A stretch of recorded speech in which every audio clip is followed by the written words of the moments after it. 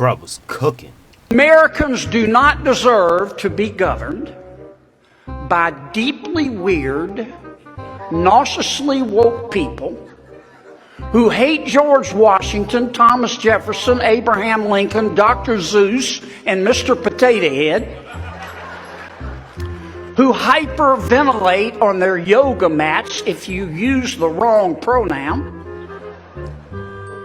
who think kids should be able to change their gender at recess, who carry around Ziploc bags of kale to give them energy,